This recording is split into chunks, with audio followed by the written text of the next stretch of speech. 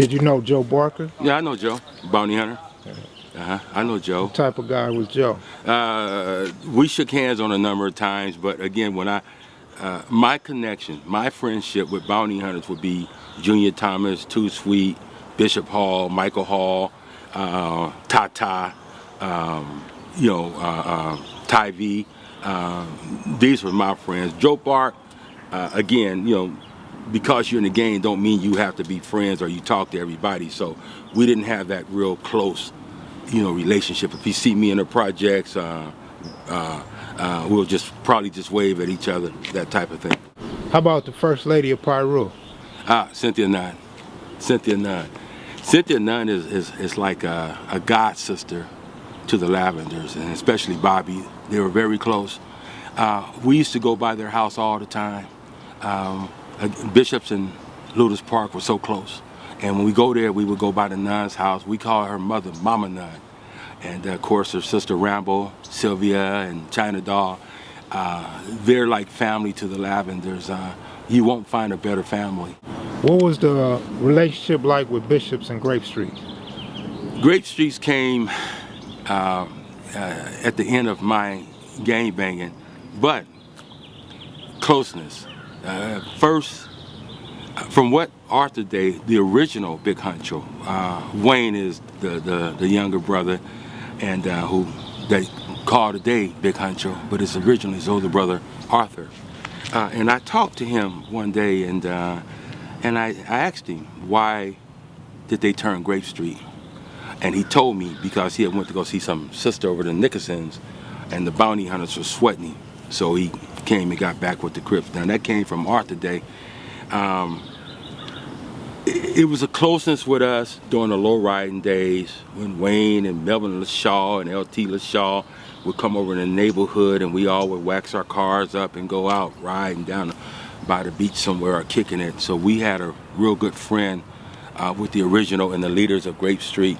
As a matter of fact, later on, what we call the alley bishops, the ones that lived close to the Jordan Down projects, at that time, the Grape Street was on the south part of the projects, and the Jordan Down was called Crip Dogs, and they were at war with Bishops. And then later on, unfortunately, some people was killed in the projects during the shootout, and alley Bishop seemed to have sided with the projects, and the projects then turned Grape Street, and so did the alley Bishops. That's right, the alley Bishops turned Grape Street.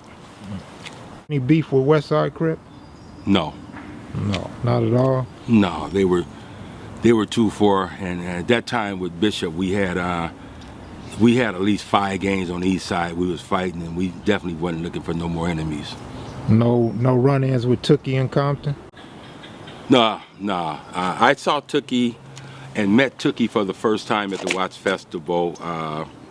Barefoot Pookie and Cowboy and all those guys was on the ground, the grass wrestling and playing around, and Tookie was standing here, and Raymond right next to him, Bobby, and then me. This is before we know who killed Skip, so we wasn't beefing with the Crips, but we were Bishops.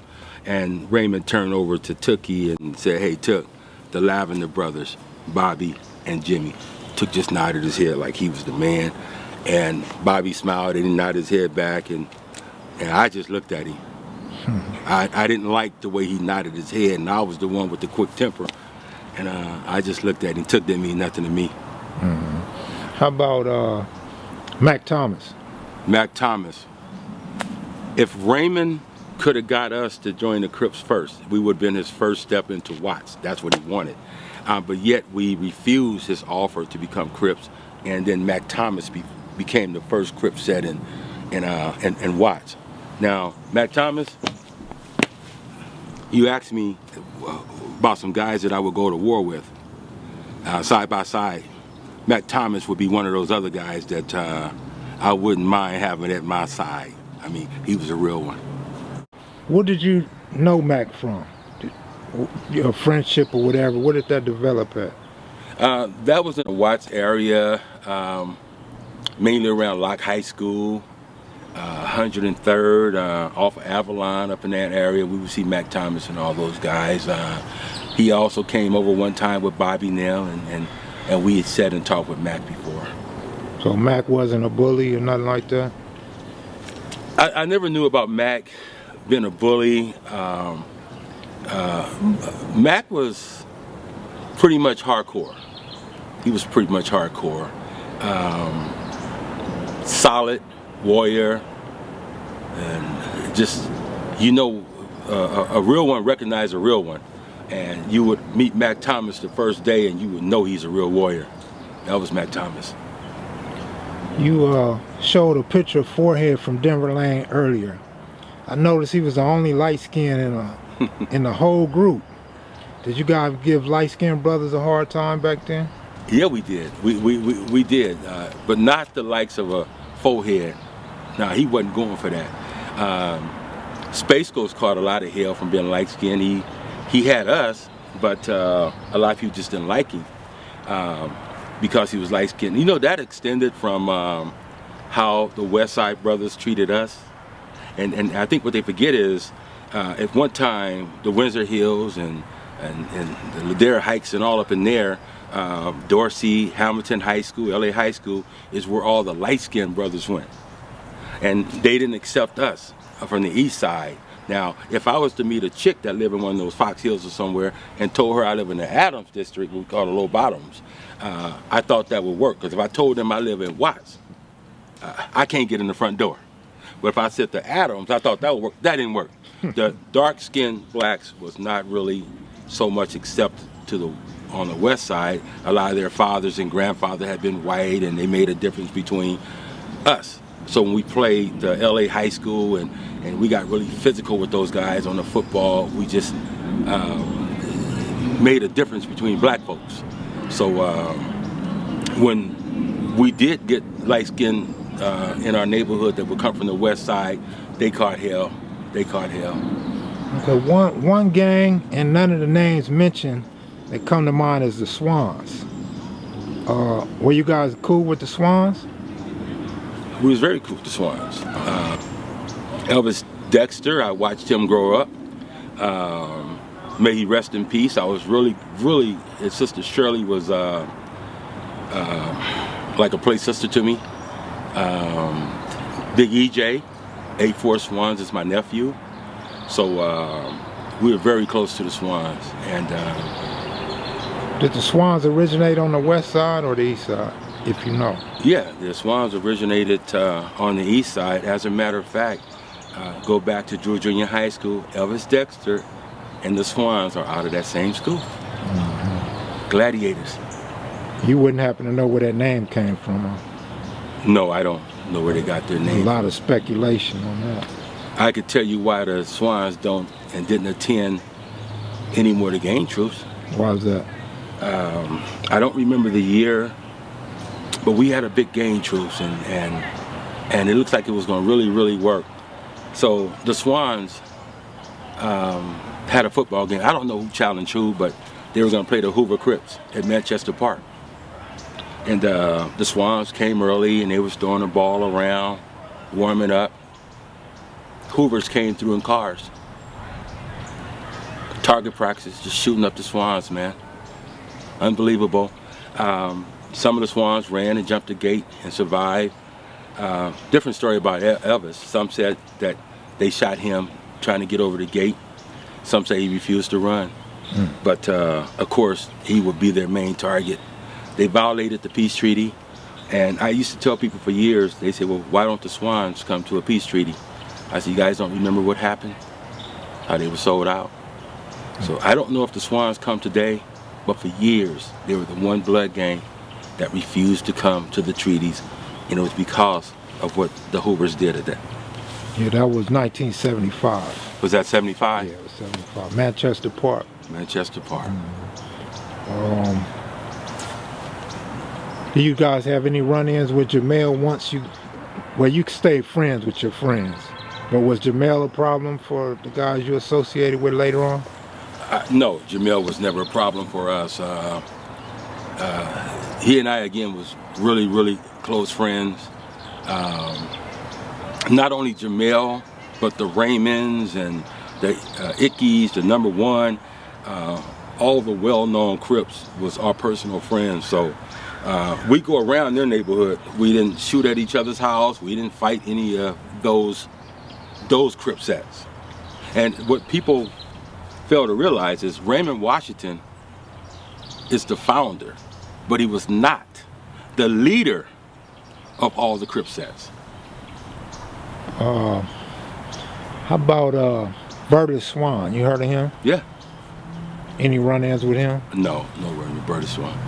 Did you know that Elvis Dexter was a Crip before he turned Swan? Yeah, a lot of those guys was Crips right there. Okay. That was actually part of the original Crip neighborhood. Was that Castle Crips? Castle Crip. Terry Simmons. Yes, I knew Terry. Again, we all grew up at Roosevelt Park. Terry, I'm glad you asked that question. Terry's a little younger than what I am. I used to sit, I was the only guy from my neighborhood that played baseball. So I would sit at the park and watch Alden and Terry and the guy, Alden Jones, and all the younger guys play baseball.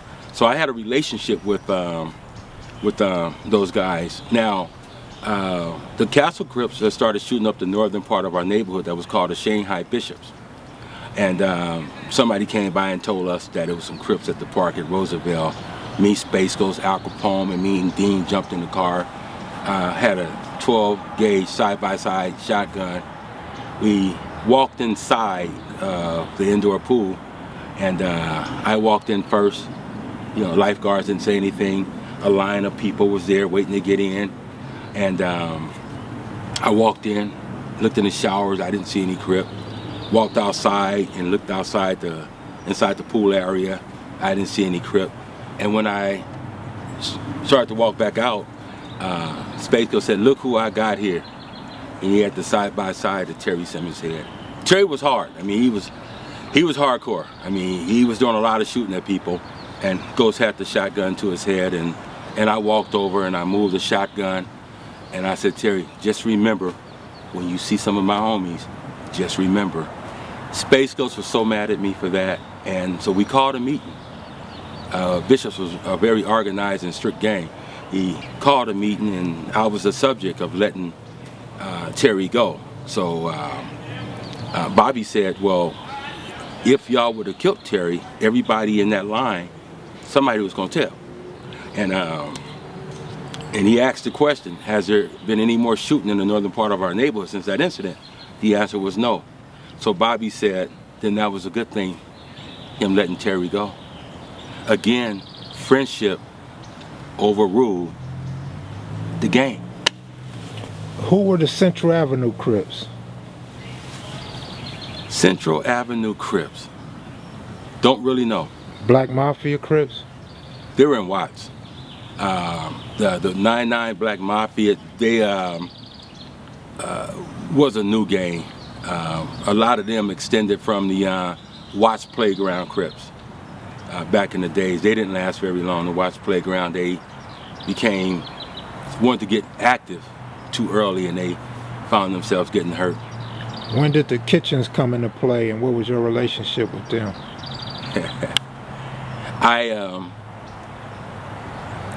I would like to apologize personally to the Kitchen Crips.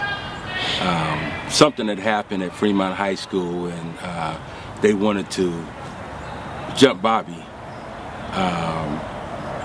The Central Avenue boys, of course, if that's who you're talking about, would later become the 8-9 Swans.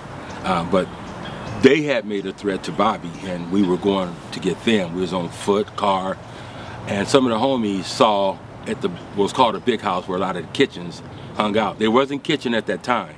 The homies saw them, and they thought that's who Bobby was talking about. They attacked him. They attacked him. They attacked the McKnight brothers, Blackie, Bo Diddley, Slick, and all those guys who later then turned to Raymond and joined Raymond Crips. So you can say that because of the attack by the Bishops on those guys, they turned Crip. And I tell you, them Kitchens, they couldn't fight. Yeah, they was never known for their fighting. As a matter of fact, we didn't even call them Kitchen Crips. We called them the Chicken Crips. Now they couldn't fight, but you know what? You don't need no muscles to pull no trigger. And that's one thing that those kitchens would do. You fight them, you can bet they'll be back that night popping in your neighborhood. Yeah, and it's again, they went to the same junior high school that we did. We didn't have a real big connection, closeness with that neighborhood for whatever reason.